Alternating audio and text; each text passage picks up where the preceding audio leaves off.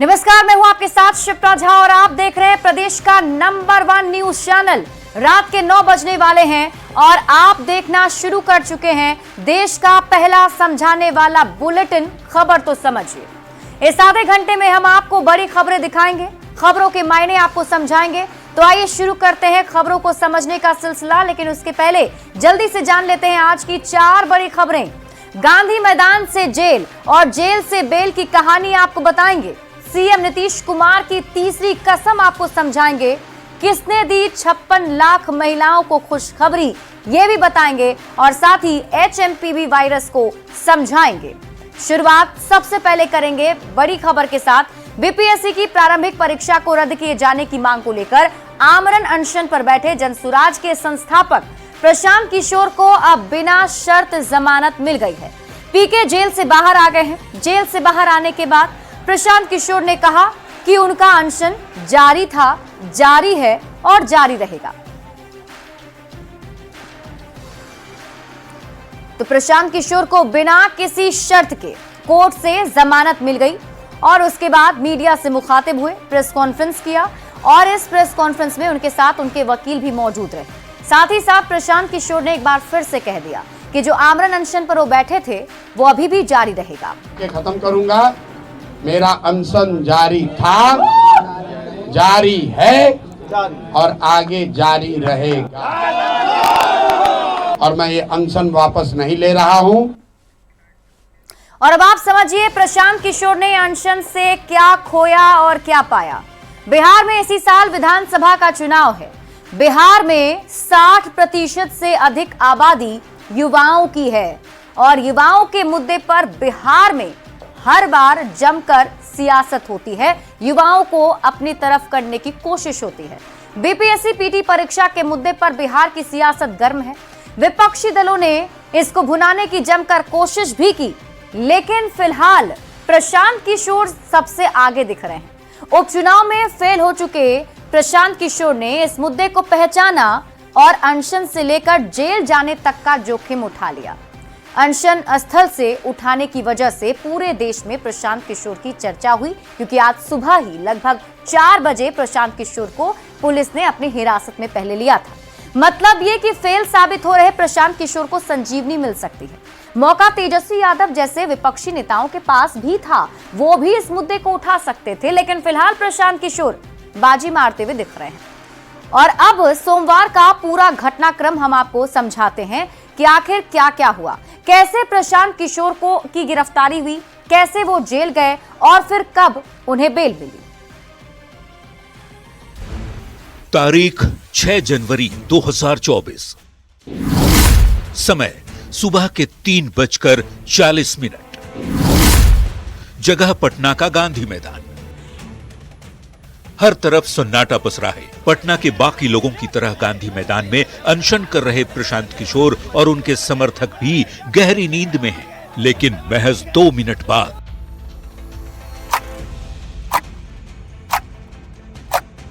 गांधी मैदान में हलचल बढ़ जाती है और जहां सन्नाटा था वहां भारी संख्या में पुलिस के जवान दिखने लगते हैं। महज 1 मिनट बाद यानी 3:43 पर पुलिस प्रशांत किशोर तक पहुंच जाती है। प्रशांत किशोर से साथ चलने को कहती है, लेकिन प्रशांत के समर्थक उन्हें चारों ओर से घेर लेते हैं। देखते ही देखते गांधी मैदान का सन्नाटा शोर का रूप ले लेता है। पुलिस और प्रशांत किशोर के समर्थकों के बीच जोर आजमाइश शुरू हो जाती है। इसी बीच प्रशांत किशोर के समर्थक पुलिस पर पीके को थप्पड़ मारने का आरोप लगाते हैं।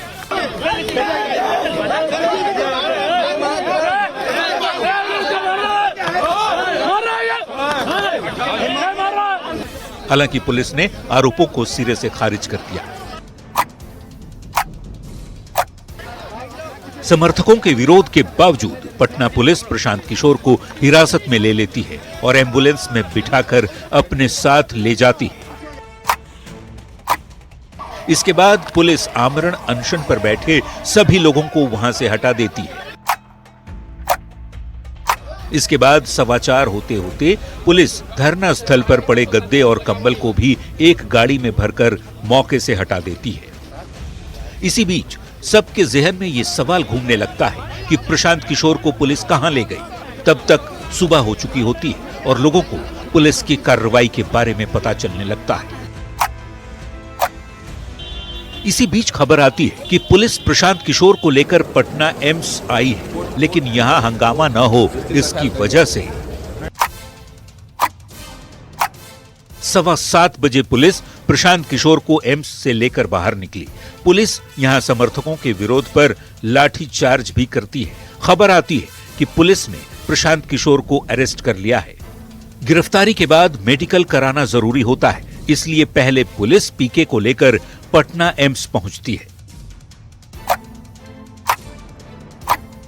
इसके बाद पुलिस प्रशांत किशोर को नौबतपुर के फतुहा ले जाती है। इसी बीच खबर आती है कि प्रशांत किशोर को अरेस्ट कर लिया गया है।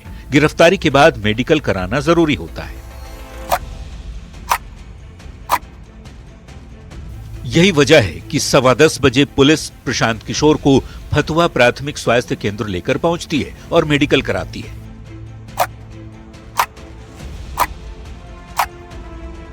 मेडिकल कराने के बाद प्रशांत किशोर को पटना सिविल कोर्ट में पेश किया जाता है।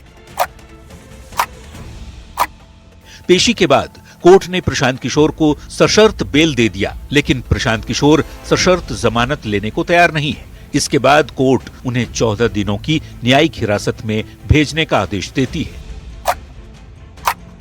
प्रशांत किशोर के सशर्त बेल लेने से मना करने के बाद पुलिस सिविल कोर्ट से बेऊर जेल की ओर बढ़ती है। शाम के 4:30 बजते प्रशांत किशोर बेऊर जेल के अंदर दाखिल हुए। ऐसा लगा जैसे सुबह 3:30 बजे से शुरू हुई हलचल पर विराम लग गया। एडीसीजीएम जो भी हैं, सीडीजीएम, उन्होंने मुझे बेल दी है, लेकिन उस बेल में एक बात लिखी हुई है कि आप फिर से ऐसा कोई गलत काम नहीं करेंगे। शब्द मेरे दूसरे हैं, लेकिन उसका मोटिव यही है, इसलिए मैंने उस बेल को रिजेक्ट कर दिया।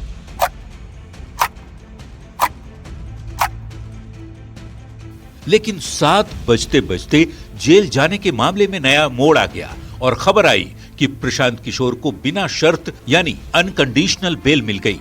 इसके बाद पुलिस पहले उन्हें बेऊर जेल से बेऊर थाने लाई और फिर उसके बाद रिहा कर दिया गया। न्यूज़ 18 के लिए पटना से अमित कुमार और संजय कुमार की रिपोर्ट। और अब आप गांधी मैदान से जेल और फिर बेल तक की पूरी खबर को समझिए। शुरुआत सबसे पहले 13 दिसंबर से होती है। 13 दिसंबर को बीपीएससी की पीटी की परीक्षा हुई थी, जिसमें अनियमितता का आरोप लगा था।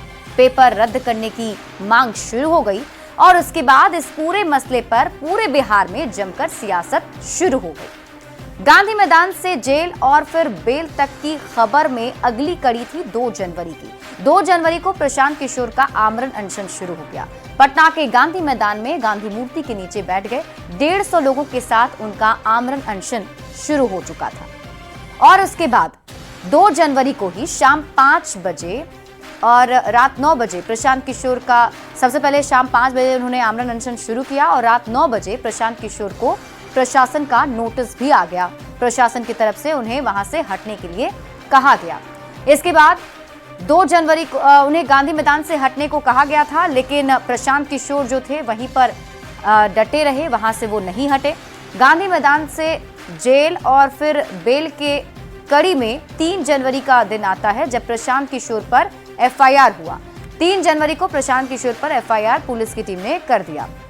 इसके बाद 4 जनवरी को बापू एग्जाम सेंटर की रद्द हुई परीक्षा दोबारा आयोजित की गई, जिसमें आपने देखा कि किस तरीके से सुरक्षा के साथ परीक्षा ली गई और डीएम ने पीके पर कार्रवाई की उसी दिन बात भी कही। जिसके बाद 6 जनवरी को सुबह करीब 3:45 पर प्रशांत किशोर को पुलिस अपने साथ ले जाती है।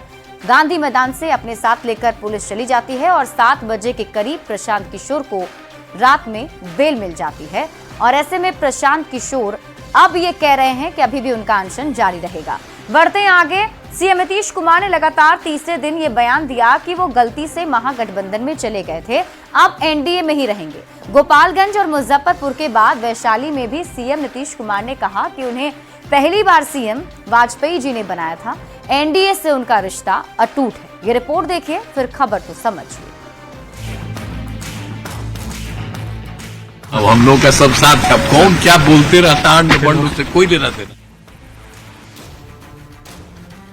अरे हम तो दोबारा गलती से सबके साथ जोड़ दिया, अब तो हम फिर पुराना साथी में हैं। मुख्यमंत्री नीतीश कुमार ने लगातार तीसरे दिन बड़ा बयान दिया है। लालू प्रसाद के खुले ऑफर से उपजे सियासी भ्रम को तोड़ते हुए नीतीश कुमार ने साफ कर दिया कि 2 बार गलती से इधर उधर हो गए थे, लेकिन अब कहीं नहीं जाने वाले हैं। एनडीए के साथ वो हमेशा के लिए हैं। वैशाली में मुख्यमंत्री नीतीश कुमार ने कहा कि उन्हें पहली बार मुख्यमंत्री अटल बिहारी वाजपेयी जी ने बनाया। 2 बार पार्टी की तरफ से गलती हुई, लेकिन अब एनडीए में ही रहेंगे और काम करेंगे। अरे हम शुरू से जो काम किए हैं, जो हम लोगों के साथ है, ये वो गलती हमारा पटिया वाला 2 जगह कर लिया था, तो उसको तो हम ही हटा दिए ना। हम कहना वो सब संभव नहीं है, जहाँ से हम सही थे। हमको मुख्य कौन बनाए? श्रद्धेय अटल बिहारी वाजपेयी जी ने कितना हमको मानते थे, कितना अच्छा करते, और उसके बाद वही चाहते थे कि इसको हम मुख्यमंत्री तो उन्हीं करे किया, तो हम काहे नहीं करेंगे। लगातार तीसरे दिन सीएम नीतीश कुमार ने ये बयान दिया है। इसके पहले गोपालगंज और मुजफ्फरपुर में भी सीएम नीतीश कुमार ये साफ कर चुके हैं कि 2 बार गलती से इधर उधर गए, अब कहीं जाने वाले नहीं हैं। अब पहले जो था वो सबको खूब प्रेस वाला देते हैं। अरे हम तो 2 बार गलती से सबके साथ जोड़ दिया, अब तो हम फिर पुराना साथी में हैं। तो दूसरी समय ना हम किए जी, तो सब कोई काम किया। अरे हम शुरू से जो काम किए हैं, जो हम लोगों के साथ है, ये वो गलती हमारा पटिया वाला 2 जगह कर लिया था, तो उसको तो हम ही हटा दिए ना। हम कहना वो सब संभव नहीं है, जहाँ से हम सही थे। अब हम लोग का सब साथ, अब कौन क्या बोलते रहता है उससे कोई लेना देना नहीं। वहीं नीतीश कुमार के बयान से विपक्ष परेशान दिख रहा है। आरजेडी सांसद सुधाकर सिंह और मनोज झा ने नीतीश कुमार के बयान पर हमला बोला। सुधाकर सिंह ने कहा कि नीतीश के बयान पर भरोसा नहीं है, तो मनोज झा ने कहा कि ये नीतीश का अपराध बोध है। सीएम नीतीश को लोग पपेट बनाने पर तुले हुए हैं। एक लंबी परंपरा रही है। नीतीश कुमार के किसी बयान पर बिहार के किसी लोगों को या देश के किसी लोगों को भरोसा नहीं है। उनका निर्णय कब और क्या करेंगे इसके बारे में कोई जानकारी नहीं है। बार ऐसा कहने की जरूरत क्यों नहीं, ये तो आप लोग बताएंगे कि वो कह रहे हैं या बार बार एक गिल्ट कॉन्शियसनेस में, अपराध बोध से ग्रसित होकर के कुछ कह रहे हैं। जो भी हो वो कह नहीं रहे हैं। दुख के साथ कहना पड़ता है कि लोग उनको पपेट बनाने पे तुले। 1 जनवरी को लालू प्रसाद ने नीतीश कुमार को खुला ऑफर देकर सर्द मौसम में बिहार के सियासी पारे को हाई कर दिया था। उसके बाद तेजस्वी ने बयान दिया नीतीश कुमार के लिए दरवाजे बंद हैं। फिर सीएम नीतीश कुमार ने लगातार 3 बार बयान देकर ये साफ कर दिया है कि एनडीए से उनका साथ हमेशा के लिए है, उनका रिश्ता अटूट है। न्यूज़ 18 के लिए वैशाली से शैलेंद्र कुमार और पटना से धर्मेंद्र कुमार की रिपोर्ट। और अब आप सीएम नीतीश की तीसरी कसम को समझिए। कुछ दिनों से बिहार में कयासबाजी चल रही थी। कयासबाजी ये कि क्या नीतीश कुमार बदल जाएंगे। ये चर्चा तब शुरू हुई जब लालू प्रसाद ने नीतीश कुमार को साथ आने का न्योता दिया, मतलब महागठबंधन में आने का न्योता दिया। लेकिन कंफ्यूजन फैलता तब तक नीतीश कुमार ने इस बात पर विराम लगा दिया। नीतीश कुमार ने सबसे पहले गोपालगंज में कहा कि अब कहीं नहीं जाएंगे। फिर नीतीश कुमार मुजफ्फरपुर गए, वहां भी उन्होंने कहा कि 2 बार गलती की, अब नहीं करेंगे। और तीसरी कसम लेते हुए वैशाली में सीएम नीतीश कुमार ने कयासबाजी पर पूर्ण विराम लगा दिया और ये कह दिया कि अब वो एनडीए के साथ हैं और हमेशा एनडीए के साथ रहेंगे, उनका रिश्ता अटूट है। बढ़ते हैं आगे और बात अगली खबर ही करेंगे। मुख्यमंत्री हेमंत सोरेन ने झारखंड की 56,61,000 महिलाओं को नए साल का तोहफा दिया है। सीएम ने चुनाव में आधी आबादी से किए गए वादे को पूरा किया और हर महिलाओं के खाते में मैया सम्मान योजना की 25-2500 रुपए की राशि भेजी गई। इस योजना से महिलाओं को क्या है लाभ और कैसे कर रही हैं इस पैसे को खर्च, सबसे पहले रिपोर्ट देखिए, फिर खबर तो समझिए। पैसा का खुद का पैसा खुद यूज कर रहे हैं। अपनी बेटी को पढ़ाने में खर्च करेंगे, शिक्षा देने की कोशिश करूंगी। गांव देहात से चलने वाली सरकार है और आज बच्चों को अच्छी शिक्षा देंगे, घर में राशन लाएंगे और बचे हुए पैसों को सेविंग्स के तौर पर जमा करके रखेंगे। झारखंड के 56.5 लाख से ज्यादा महिलाओं के सपने को साकार किया है मुख्यमंत्री हेमंत सोरेन ने। सोमवार को नामकुम के खोजा टोली स्थित आर्मी ग्राउंड में भव्य समारोह का आयोजन किया गया। पुष्प वर्षा और आतिशबाजी के साथ मैया सम्मान योजना की 2500 रुपए वाली पहली किश्त जारी की गई। सीएम चुनाव में आधी आबादी से किए गए वादे को सबसे पहले पूरा करते नजर आए। लेकिन हमने चुनाव के पहले वादा किया था और चुनाव के खत्म होने के बाद पहला कदम हमने महिलाओं से किया गया वादा को पूरा करने का काम किया है। खाते में डायरेक्ट 2500 रुपए ट्रांसफर होते ही महिलाओं से खचाखच भरा आर्मी ग्राउंड तालियों की गड़गड़ाहट से गूंज उठा। फिर पहले मैं अपनी बच्ची को ट्यूशन पढ़ाने नहीं सकती थी, लेकिन जब से मैया सम्मान योजना आया तब से मैं अपनी बेटी को ट्यूशन पढ़ाने में आगे बढ़ा रही हूँ और शिक्षा में आगे बढ़ रही है। सीएम सोरेन ने कहा कि आधी आबादी के बिना राज्य और देश का विकास संभव नहीं है।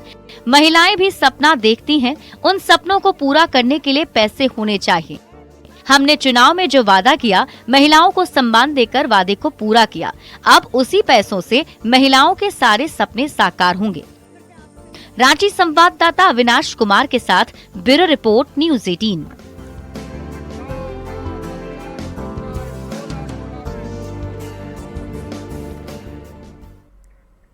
और अब बात तेजी से फैल रहे HMP वायरस की करेंगे। चीन में फैले कोरोना जैसे वायरस HMPV का भारत में 5वां केस मिला है। अहमदाबाद में सोमवार को 2 महीने के बच्चे में ह्यूमन मेटान्यूमो वायरस का संक्रमण मिला। इससे पहले सोमवार सुबह कर्नाटक में 3 महीने की बच्ची और 8 महीने के बच्चे में वायरस मिला था। दोनों बच्चों की जांच बेंगलुरु के एक अस्पताल में की गई थी। बताया जा रहा है कि कोलकाता और राजस्थान में भी एक मामले सामने आए हैं। HMP वायरस को लेकर दिल्ली और महाराष्ट्र में भी अलर्ट जारी किया गया है। स्वास्थ्य विभाग ने कोविड जैसे अलर्ट जारी कर दिए हैं। सर्दी खांसी के मरीजों के रोजाना सर्वे के निर्देश दिए गए। इसके साथ ही स्वच्छता नियमों के पालन का भी आदेश दिया गया है। अब आइए HMPV के बारे में जानते हैं। HMPV यानी ह्यूमन मेटान्यूमो वायरस इसका नाम है। अब आप ये समझिए कि HMPV आखिर चर्चा में क्यों है। तो आपको बता दें कि HMP वायरस के चीन में इस वायरस के फैलने की खबर है और सोमवार दोपहर तक भारत में भी इसके 4 मरीज मिल चुके हैं। मतलब हमारे देश में भी 4 मरीज अब तक इसके मिल गए हैं। दरअसल भारत सहित पूरे दुनिया में कोहराम मचाने वाला कोरोना वायरस भी चीन से ही आया था और HMP वायरस भी चीन से ही आया है। ऐसे में लोगों के मन में डर भी है। HMP वायरस को लेकर आपके मन में कई सवाल उठ रहे होंगे कि इसके लक्षण क्या हैं? क्या कोरोना की तरह ये भी दुनिया भर में फैल सकता है और इस बीमारी का कोई इलाज या वैक्सीन है? तो इन सभी सवालों का जवाब हम आपको देते हैं। सबसे पहले हम आपको बताते हैं HMP वायरस के बारे में कुछ और बातें। ये एक RNA वायरस है जो सर्दी जैसे लक्षण पैदा करता है। इसमें खांसी या गले में आपको घरघराहट होती है। इसमें नाक बहती है या गले में खराबी की दिक्कत आती है और ये ठंड के मौसम में ज्यादा जोखिम पैदा करता है, क्योंकि ऑलरेडी ठंड के मौसम में सर्दी की वजह से कई लोग जो हैं वो वायरल के भी शिकार होते हैं। अब आप पूछेंगे कि ये कैसे फैलता है, तो आइए आपको ये भी बताते हैं। HMP वायरस खांसने और छींकने से फैलता है। संक्रमित व्यक्ति के संपर्क में आने से ये फैल जाता है। मतलब कोई भी अगर संक्रमित व्यक्ति है, उसके पास अगर आप हैं, वो खांसता है, छींकता है, तो आपके अंदर भी संक्रमण आ सकता है। संक्रमित व्यक्ति के संपर्क में आने से और वायरस से संक्रमित किसी वस्तु को छूने से ये फैल सकता है। इसके लक्षण की अगर बात करें, क्या सिम्टम है इसके? खांसी, बुखार, नाक बहना, गला खराब होना, घरघराहट गले में महसूस होना, सांस की तकलीफ भी हो सकती है, बॉडी पर आपको रैशेस भी आ सकते हैं। HMP के लक्षण जो है वो 3 से 5 दिनों में दिखते हैं। इसका जो ड्यूरेशन है वो ये है कि 3 से 5 दिन के अंदर आप इसे पहचान सकते हैं। अब आप कहेंगे कि क्या HMPV कोरोना वायरस की तरह ही है? सबसे बड़ा सवाल यही है। तो आपको बता दें कि वैसे तो दोनों अलग अलग फैमिली के हैं, लेकिन दोनों में कई चीजें मेल खाती है। लेकिन दोनों ही वायरस में कई समानताएं हैं, जैसे दोनों ही जो सांस तंत्र है उसे प्रभावित करते हैं। कोरोना की तरह ये भी सांस और दूषित सतह के संपर्क से फैलता है। जिस प्रकार कोरोना व्यक्ति के संपर्क में आप आते थे तो आपको भी कोरोना हो जाता था, उसी प्रकार इसका संक्रमण भी फैलता है। कोरोना की तरह ही HMP वायरस से भी सबसे अधिक खतरा बच्चों, बुजुर्गों और कमजोर इम्यूनिटी वाले लोगों को हो सकती है। यही नहीं, दोनों के बचाव का तरीका भी एक ही है। जिस तरीके से कोरोना के वक्त में हम हाथ साफ रखते थे, मास्क पहनते थे, सोशल डिस्टेंसिंग का पालन करते थे, ठीक उसी प्रकार बचाव आपको इसमें भी करना है। तो ऐसे में ये कुछ सवाल हैं जिसके जवाब उम्मीद करते हैं कि आप तक पहुंच गए होंगे। हालांकि इस पूरे मामले पर नजर स्वास्थ्य विभाग ने बनाकर रखा है। फिलहाल इस बुलेटिन में अभी के लिए बस इतना ही। आप देखते रहिए न्यूज़ 18 बिहार झारखंड।